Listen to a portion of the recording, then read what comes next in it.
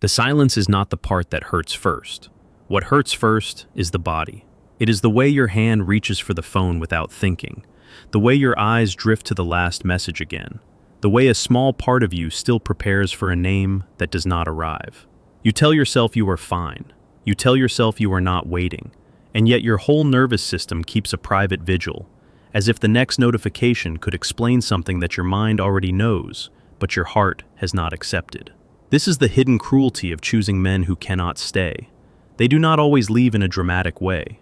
Sometimes they stay just long enough to create hope, just long enough to make you believe there is a real connection, just long enough for your imagination to build a home where there was only a doorway. And then they become difficult to reach, or emotionally vague, or suddenly busy, or warm one day and unreachable the next. They do not fully disappear, which is part of the confusion.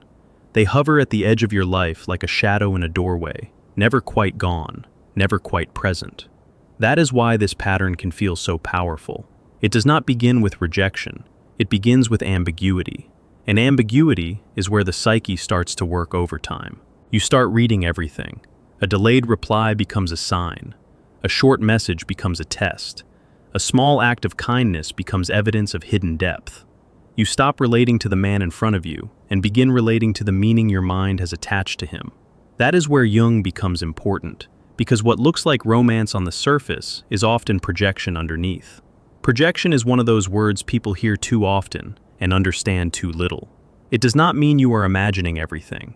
It means the unconscious has taken something inside you and placed it onto someone else, so that person starts carrying a meaning they did not consciously choose. You are not only seeing him, you are seeing what he has awakened in you. And if you keep choosing men who cannot stay, there is usually a reason that has very little to do with their schedule, their charm, or their texting habits. There is an old wound in the background. Maybe you learned early that love arrives in fragments. Maybe attention was inconsistent, so your psyche adapted by becoming hyper-aware, always listening for shifts in tone, always scanning for signs of withdrawal. Maybe you became the one who had to earn closeness, and now your nervous system mistakes effort for intimacy. Maybe you grew into a person who feels safest when she is trying to hold something together, because stillness feels unfamiliar and mutual ease feels suspicious. This is not weakness. This is a complex. Carl Jung used the idea of a complex to describe a charged emotional knot in the psyche, something that gets activated again and again because it is not fully resolved.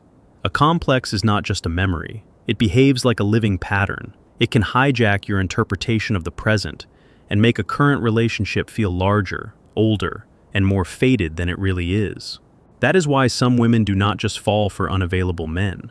They recognize them, not consciously, not with words, but somewhere deep inside, the pattern feels familiar. The distance, the mixed signals, the almost but not quite closeness, the waiting, the uncertainty, the ache of wanting to be chosen by someone who keeps one foot outside the door.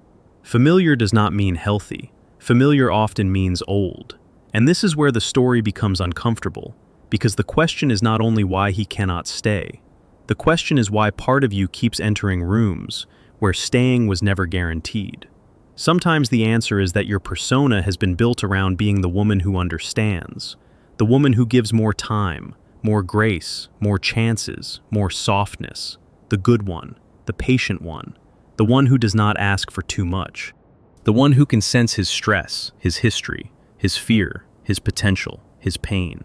That persona can be beautiful. It can also become a cage, because when being understanding becomes your identity, you may start confusing tolerance with love. You may think that if you are gentle enough, stable enough, feminine enough, forgiving enough, the man will finally relax and stay.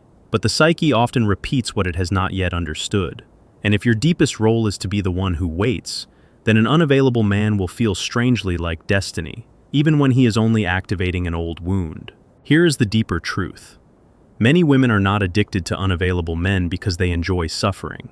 They are attached to the fantasy that this time, if they do it right, the ending will be different. That fantasy is powerful because it offers control where there is actually uncertainty. If he is just confused, then maybe clarity will help. If he is just afraid, then maybe patience will help. If he is just wounded, then maybe love will help. And sometimes love does matter, but love cannot replace a person's capacity to stay present. Love cannot force emotional availability into a man who is still hiding behind his own defenses. This is where the ego comes in. The ego likes clear stories. It wants to know what something means. It wants to solve the puzzle. It wants to believe that if it can just decode him, the discomfort will end. So it keeps asking, does he care? Does he miss me? Is he scared? Is he thinking of coming back? Is he waiting for me to reach out? But the unconscious rarely cares about the ego's neat questions. The unconscious cares about repetition. It cares about what is being replayed. It cares about why the same emotional shape keeps appearing under different names. And if you have chosen men who cannot stay, there is a good chance that somewhere inside you, there is a part that does not fully trust steady love. That part may sound strange, but it is real. Steady love can feel boring to someone whose emotional system was trained on unpredictability. Calm can feel empty. Consistency can feel suspicious. A man who is available from the beginning may not trigger the same intensity because your psyche is not used to receiving without striving. So the man who cannot stay becomes magnetic, not because he is better, but because he lights up the old circuitry. This is why intensity is not the same as depth. A relationship can feel profound because it touches a wound, not because it contains genuine reciprocity. A man who is inconsistent can create a very strong inner experience in you.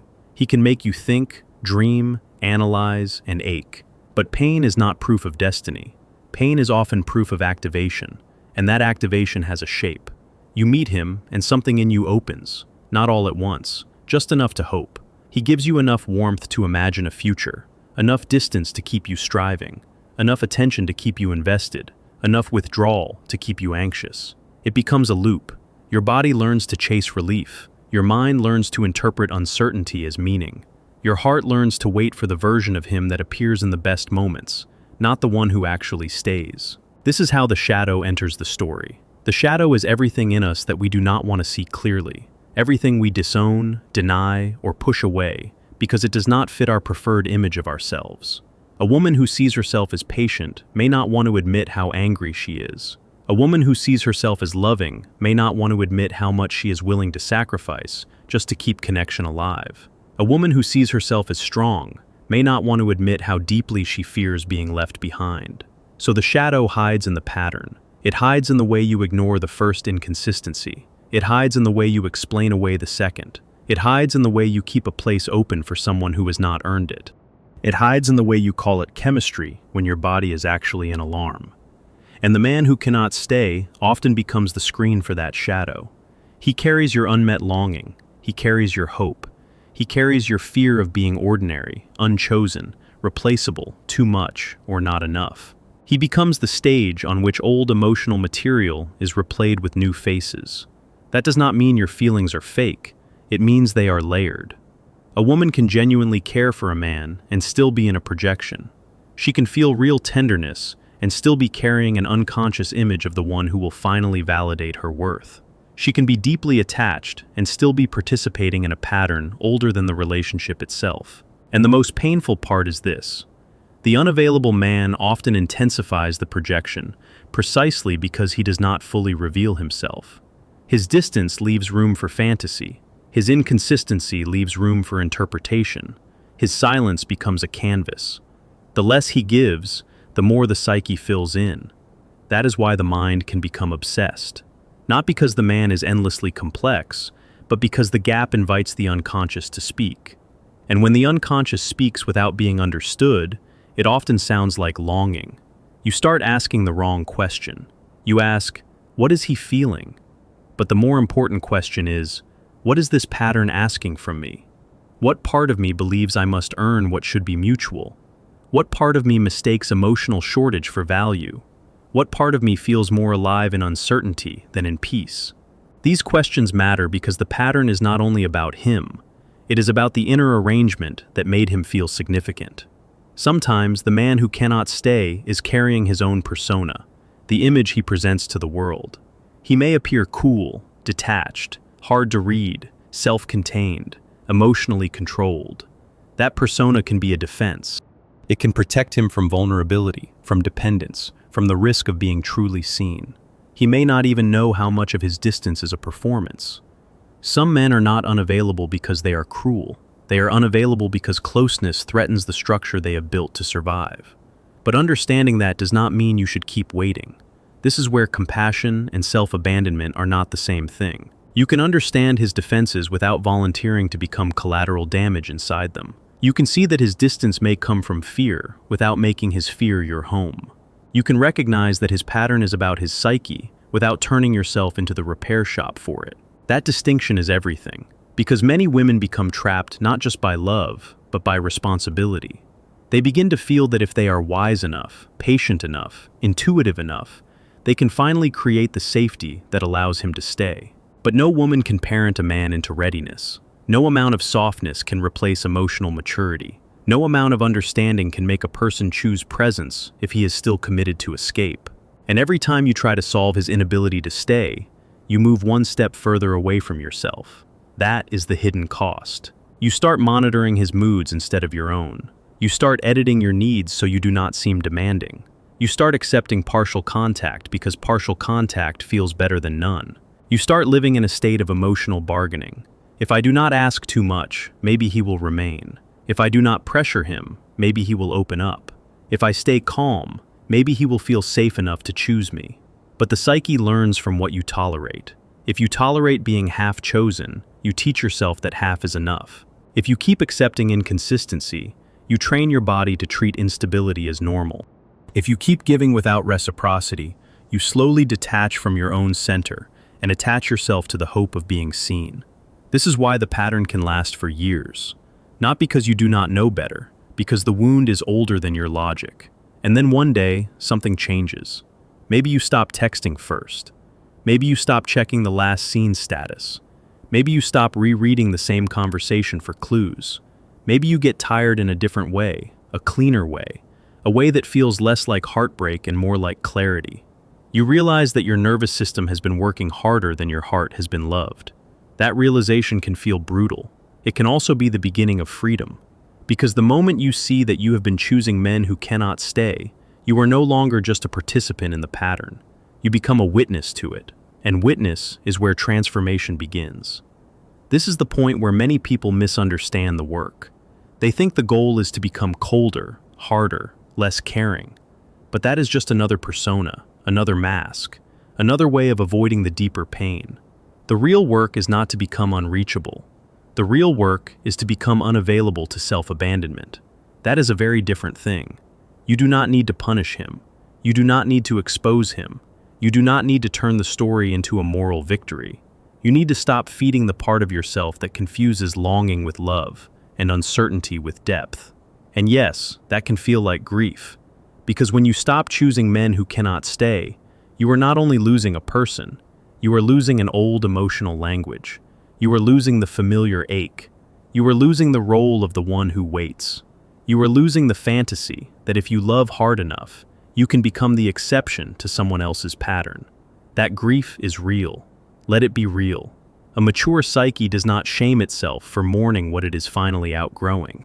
There is a kind of sadness that arrives when the unconscious stops repeating what it once called home. You may feel empty for a while, not because you made a mistake, but because the old loop is gone and the new identity has not fully formed yet. That in-between space can be uncomfortable. It can feel like silence after too much noise. But silence is not punishment. Silence is often where truth becomes audible. And in that silence, you may begin to notice something startling. The man who could not stay was not the only one who was absent. You were absent from yourself too. Not completely, not intentionally, but enough to make the pattern possible. Enough to keep giving your attention away. Enough to keep negotiating with your own needs. Enough to keep hoping that someone else would provide the stability you had not yet learned to create inside. This is where Jung's idea of individuation matters. Individuation is the process of becoming more fully yourself, not in a perfect or polished way, but in a whole way. It means the psyche is no longer organized around pleasing the old wound. It means you stop letting the complex make your choices for you. It means you begin to live from a deeper center than fear. And that deeper center does not beg. It does not chase what is inconsistent. It does not romanticize confusion. It does not call absence a challenge to be won. It does not confuse being chosen with being valued. It simply knows the difference. If this names something you have never been able to say out loud, write a single sentence for yourself somewhere private. I am no longer available to patterns that require me to abandon myself. Say it slowly, not like a slogan, like a decision, because the decision matters more than the performance. You do not need to prove you have changed by becoming icy or indifferent. You prove it by no longer returning to the same doorway and calling it love. And this may be the most important turn in the whole pattern. The man who cannot stay is often not the deepest mystery. He is the mirror. He reflects where you have been willing to wait too long. He reflects where you have made yourself too small. He reflects where your longing has overridden your discernment. He reflects where your shadow still believes that if you are chosen by the right person, your own worth will finally become real. But worth does not arrive from outside. It can be recognized, affirmed, and mirrored, yes, but it cannot be granted into existence by a man's attention. If your self-esteem depends on someone unstable staying, then every withdrawal becomes a collapse. Every delay becomes a verdict. Every mixed signal becomes a wound. That is too much power to hand to anyone. So the work is not to become numb. The work is to become internally anchored. To know that a man's inability to stay is information, not a verdict on your lovability. To know that attraction is not enough. To know that your body may feel drawn to the familiar, but your life is allowed to choose differently. To know that the old pattern can be recognized without being repeated. And here is the deeper layer. Sometimes the men who cannot stay are drawn to women who are very good at containing emotional chaos, because those women make instability look survivable. They feel things deeply, but they do not always protect themselves deeply. They can hold pain, excuse pain, absorb pain, and keep going. That capacity is often praised as strength, but when it is not balanced by boundaries, it becomes a portal for repetition. The psyche will always try to make the familiar feel meaningful. That is why the first boundary often feels like guilt, not peace. Guilt. You may feel guilty for not replying, guilty for not explaining, guilty for not being more understanding, guilty for not giving another chance, guilty for choosing yourself when the old role wanted you to stay available. Do not mistake that guilt for proof you are doing something wrong. Sometimes guilt is just the alarm that sounds when a lifelong pattern is interrupted. It does not always mean danger. Sometimes it means change. And change can feel like disloyalty to the old self. The version of you that kept choosing men who cannot stay may feel abandoned by the version of you that finally walks away. But that is not betrayal. That is maturation. The psyche is no longer willing to make a home inside the same ache. The old you wanted a message. The new you wants consistency. The old you wanted explanation. The new you wants behavior. The old you wanted potential. The new you wants presence. The old you wanted to be chosen. The new you wants mutuality. That shift is not small, it is structural, and it changes the kind of man who can enter your life, because the inner field is no longer organized around proving that you can be loved by someone unavailable. It is organized around recognition, around reciprocity, around reality. Reality is not cold. Reality is kind.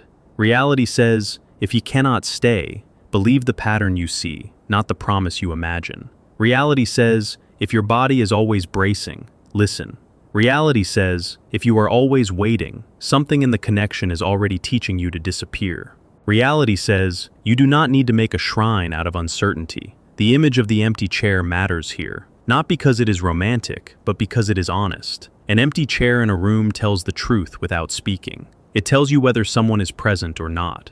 And too many women have spent years decorating the empty chair with hope, memory, and interpretation, as if enough meaning could turn absence into commitment. It cannot. But you can turn your attention away from the chair and back to your own body. Feel where you tighten when you think of him. Feel where you soften when you imagine him returning. Feel where the old ache lives, the throat, the stomach, the chest, the jaw. Your body has kept the record even when your mind tried to stay optimistic. And that body record is not there to shame you. It is there to guide you. It is telling you that the cost of choosing men who cannot stay is not just disappointment. It is fragmentation. A little piece of you leaves every time you negotiate against your own knowing. A little piece of you leaves every time you accept less than you need. A little piece of you leaves every time you turn your intuition into a debate. That is why reclaiming yourself can feel so quiet at first. There is no fireworks moment, no perfect closure, just a gradual return of your own energy. You stop leaking it into what is inconsistent. You stop feeding the fantasy. You stop making his confusion into your project. And when you do that, something very subtle happens. The inner image of him begins to lose its spell. Not because he has become less human, not because he has been exposed, but because the projection is withdrawing. You begin to see him more clearly, which is often less dramatic and more sobering. He may be kind in some moments and unavailable in others. He may care in his own way and still be incapable of the kind of staying you need. He may not be evil, he may simply be limited. And a limited person cannot become your emotional destiny just because your longing made him feel larger. This clarity can hurt. It can also save you. Because once the projection falls away, the actual question becomes visible. Do I want a relationship with this man? Or do I want to keep chasing the feeling he gives me when he almost chooses me? That question changes everything. And if you answer honestly, you may discover that what you were attached to was not only him, it was the chase, the tension, the possibility, the emotional cliff edge, the old role where your worth seemed to rise and fall with someone else's attention. That role is seductive because it keeps you busy. It keeps you interpreting. It keeps you hoping. It keeps you from facing the simpler truth that love should not require you to make yourself smaller just to remain in the room. There is dignity in admitting that. There is dignity in saying, I want more than intermittent affection. I want more than almost. I want more than a man who returns only when the distance becomes inconvenient for him. That is not bitterness. That is discernment. And discernment is one of the quietest forms of power. A woman who has seen the pattern clearly no longer needs to perform indifference. She does not need to announce her standards in order to keep them. She does not need to test him. She does not need to make him jealous.